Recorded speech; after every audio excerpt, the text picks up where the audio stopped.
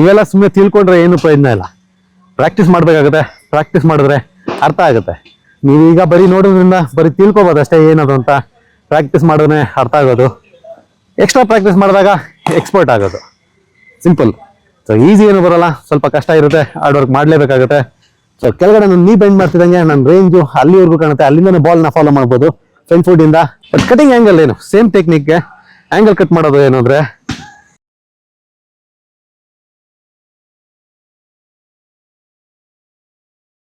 Welcome back. This is national TV presents cricket secret. 100 ದಿನ 101 cricket technique. ಇವತ್ತು fielding day ಆಗಿರೋದ್ರಿಂದ so fielding ಅಲ್ಲಿ last week ನಾವು ಕಲ್ತ್ಕೊಂಡಿದ್ದು stay low ಅಂದ್ರೆ ಏನು, ಯಾವ ರೀತಿ ಲೋ ಇರಬೇಕು ಅನ್ನೋದ್ರ ಬಗ್ಗೆ ತಿಳ್ಕೊಂಡ್ವಿ. ಹಾಗೆ ಹೇಗೆ ಕಲೆಕ್ಟ್ ಮಾಡ್ಕೋಬೇಕು, ಎಲ್ಲಿ ಕಲೆಕ್ಟ್ ಮಾಡ್ಕೋಬೇಕು ಅಂತ ಕಲ್ತ್ವಿ. ಬಟ್ ಫೀಲ್ಡಿಂಗ್ ಅಲ್ಲಿ ಒಂದೇ ಆಂಗಲ್ ಅಲ್ಲಿ ಬಾಲ್ ಬರುತ್ತೆ ಅಂತ ಹೇಳಕ್ಕಾಗಲ್ಲ. ನಾವು ಒಂದು ಆಂಗಲ್ ಇಂದ ಇನ್ನೊಂದು ಆಂಗಲ್ ಕಟ್ ಮಾಡಬೇಕಾಗುತ್ತೆ. ಸೊ ಟೈಮ್ ಸೇವಿಂಗ್ ನ ಆದಷ್ಟು ಕಮ್ಮಿ ಮಾಡಿ, ರನ್ಔಟ್ ಚಾನ್ಸಸ್ ಇದ್ರೆ ರನ್ಔಟು ಅಥವಾ ರನ್ ಸೇವಿಂಗ್ ಇದ್ರೆ ರನ್ ಸೇವಿಂಗ್ ನ ಮಾಡಬೇಕಾಗುತ್ತೆ. ಸೊ ಟೆಕ್ನಿಕ್ಕು ನಾವು ಲಾಸ್ಟ್ ವೀಕ್ ಕಲ್ತಿದ್ದು ಸ್ಟೇ ಲೋ ಇರೋದಕ್ಕೆ ನಾವು ಇಲ್ಲಿ ಪೊಸಿಷನ್ ಬಂದು ಈ ಎರಡು ನೀರಿಂದ ಬೆಂಡ್ ಮಾಡಬೇಕಾಗುತ್ತೆ. ಇದಲ್ಲ, ಈ ರೀತಿ ಬೆಂಡ್ ಮಾಡೋದು ಅಥವಾ ತಲೆ ಡೌನ್ ಇರೋದ್ರಿಂದ ಅದು ಸ್ಟೇ ಲೋ ಆಗಲ್ಲ. ಸೊ ನಮಗೆ ಬಾಲ್ ಇಲ್ಲಿ ಮಾತ್ರ ಕಾಣುತ್ತೆ, ಅಲ್ಲಿ ಬರೋದು ಕಾಣೋದಿಲ್ಲ. ಸೊ ಕೆಳಗಡೆ ನಾನು ನೀ ಬೆಂಡ್ ಮಾಡ್ತಿದ್ದಂಗೆ ನನ್ನ ರೇಂಜು ಅಲ್ಲಿವರೆಗೂ ಕಾಣುತ್ತೆ. ಅಲ್ಲಿಂದನೇ ಬಾಲ್ನ ಫಾಲೋ ಮಾಡ್ಬೋದು ಫ್ರಂಟ್ ಫುಟ್ ಇಂದ ನಾನು. ಸೊ ಫ್ರಂಟ್ ಫುಟ್ ಟೋ ಇಂದ ನಾನು ಬ್ಯಾಕ್ ಫುಟ್ ನೀವರೆಗೂ ಎತ್ಕೊಂಡು ಆಮೇಲೆ ನೋಡ್ ಮಾಡ್ಬೋದು. ಬಟ್ ಕಟಿಂಗ್ ಆ್ಯಂಗಲ್ ಏನು ಸೇಮ್ ಟೆಕ್ನಿಕ್ಗೆ ಆ್ಯಂಗಲ್ ಕಟ್ ಮಾಡೋದು ಏನು ಅಂದರೆ, ಸೊ ಇದಾದ್ರೆ ನಮ್ಗೆ ಏನು ಸ್ಟ್ರೈಟ್ ಬರ್ತಿದೆ ಅದು, ಸೊ ಇಲ್ಲಿ ಬಂದು ಸ್ಟ್ರೈಟ್ ಬಂತು ಕಲೆಕ್ಟ್ ಮಾಡ್ತೀವಿ. ಇನ್ ಕೇಸ್ ನಾನು ಬಾಲ್ ರೈಟ್ ಸೈಡಲ್ಲಿ ಇತ್ತು ಅಂದರೆ ಯಾವ ಪೊಸಿಷನ್ ಬರಬೇಕಾಗತ್ತೆ, ನಾನು ಬಾಲ್ ರೈಟ್ ಸೈಡಿಂದ ಸೊ ಬಾಲ್ ನನ್ನ ರೈಟ್ ಸೈಡಲ್ಲಿ ಇದ್ರೆ ನಾನು ರೈಟ್ ಸೈಡಿಂದ ಕಟ್ ಮಾಡಿ ಇದೇ ಪೊಸಿಷನ್ ಬಂದು ಇನ್ನು ಮುಂದೆ ಹೋಗ್ಬೇಕಾಗತ್ತೆ. ಒಂದು ಸ್ಟೆಪ್ ಯಾಕೆ ಮುಂದೆ ಹೋಗ್ಬೇಕಾಗುತ್ತೆ, ಒಂದು ಸ್ಟೆಪ್ಪು ನಮ್ಮ ಮೊಮೆಂಟಮ್ ಸೈಡಲ್ಲಿತ್ತು. ಸೊ ಯೂಶಲಿ ಏನಾಗುತ್ತೆ ಅಂದರೆ ಹಿಂಗೆ ಬಂದಾಗ ಇಲ್ಲಿ ಹೋಗ್ಬಿಟ್ಟು ಹಿಂಗೆ ಹೋಗ್ಬಿಡ್ತಾರೆ. ಹಿಂಗೆ ಹೋಗಿ ಹಿಂಗೆ ಟರ್ನ್ ಮಾಡಿ ಹಿಂಗೆ ಬರೋಷ್ಟೊಳಗೆ ಟೈಮ್ ವೇಸ್ಟ್ ಆಗುತ್ತೆ. ಸೊ ಅದಕ್ಕೆ ಆ್ಯಂಗಲ್ ಕಟ್ ಮಾಡೋದು ಸರಿ. ನನ್ನ ರೈಟ್ ಸೈಡ್ಗಿದ್ರು ಇಲ್ಲಿ ಬಂದು ಅದೇ ಪೊಸಿಷನ್ ಬಂದು ಮುಂದೆ ಹೋಗ್ಬೇಕಾಗುತ್ತೆ, ಮೊಮೆಂಟಮ್ ಮುಂದೆ ತೊಗೊಂಡು ಹೋಗ್ಬೇಕಾಗುತ್ತೆ. ಇದಾದ್ರೆ ಈಸಿ. ನನ್ನ ರೈಟ್ ಸೈಡು ರೈಟ್ ಥ್ರೋವರ್ ಆಗಿದ್ರಿಂದ ನನ್ಗೆ ಈಸಿ ಈ ಪೊಸಿಷನ್ ಬಂದು ಎಸೋದಕ್ಕೆ.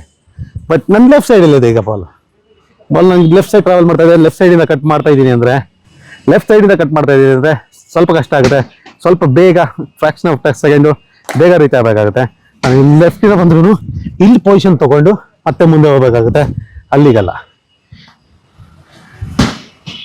ಇಲ್ಲಿಂದ ಇಲ್ಲಿ ತೊಗೊಂಡು ಇಲ್ಲಿ ಹೋಗತ್ತಲ್ಲ, ಇಲ್ಲಿ ಹೋದ್ರೆ ಮತ್ತೆ ರೌಂಡ್ ಹೊಡ್ಕೊಂಡು ಅಲ್ಲಿ ಬರಬೇಕಾಗುತ್ತೆ.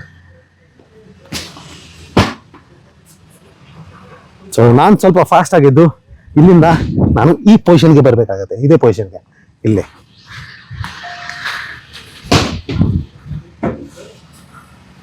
ಇಂದ ಇಲ್ಲಿ ಈ ಪೊಸಿಷನ್ ಬಾಲ್ನ ಕಟ್ ಮಾಡಬೇಕಾಗತ್ತೆ. ಸ್ವಲ್ಪ ಎಕ್ಸ್ಟ್ರಾ ಎಫರ್ಟ್ ಖಂಡಿತ ತಗೊಳುತ್ತೆ. ಇಲ್ಲಿಂದ ಹಿಂಗೆ ಬಂದಿದೆ ಅಂತಂದರೆ ಕ್ರಾಸ್ ಮಾಡಿ ಅದೇ ಪೊಸಿಷನ್ ಬಂದು ಮುಂದೆ.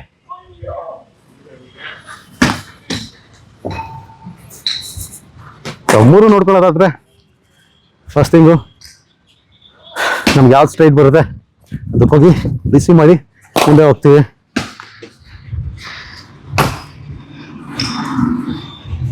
ರೈಟ್ ಸೈಡ್ ಇದ್ರೆ ಇಲ್ಲಿಂದ ಬಂದು ಅದೇ ಪೊಸಿಷನ್ ಬರ್ತೀವಿ.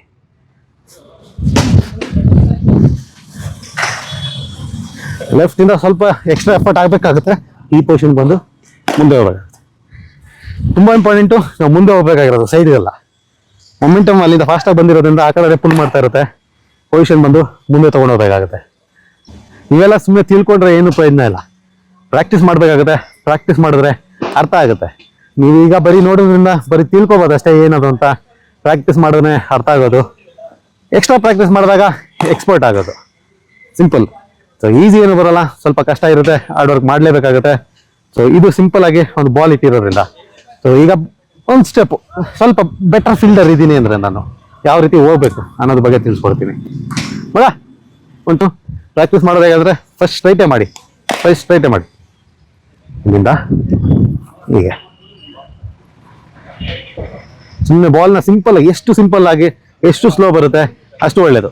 ಕಾನ್ಫಿಡೆನ್ಸ್ ಬಂದಮೇಲೆ ನಮಗೆ ಇಂಪ್ರೂವ್ ಮಾಡ್ಕೊಳ್ಳೋದು ಈಸಿ ಆಗುತ್ತೆ. ಹೀಗೆ ಇದು ಒಂದು 100 ಟೈಮ್ಸ್ ಆದರೆ ನೆಕ್ಸ್ಟ್ 100 ಟೈಮ್ಸು.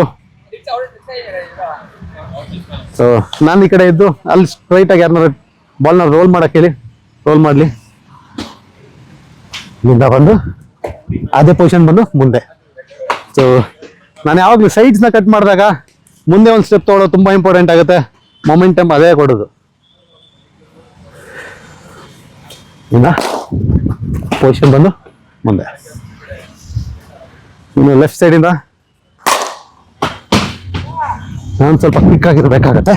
ಇಲ್ಲಿಂದ ಮುಂದೆ ನೀವು ಯಾವ ಕಡೆಯಿಂದ ಮೂವ್ ಮಾಡಿದ್ರು ಲೋ ಇರೋದು ತುಂಬ ಇಂಪಾರ್ಟೆಂಟ್ ಆಗುತ್ತೆ. ಇಲ್ಲ ಬಾಲ್ ಕೆಳಗಡೆ ಕಾಲ್ ಕೆಳಗಡೆ ಬಾಲ್ ಹೋಗುತ್ತೆ.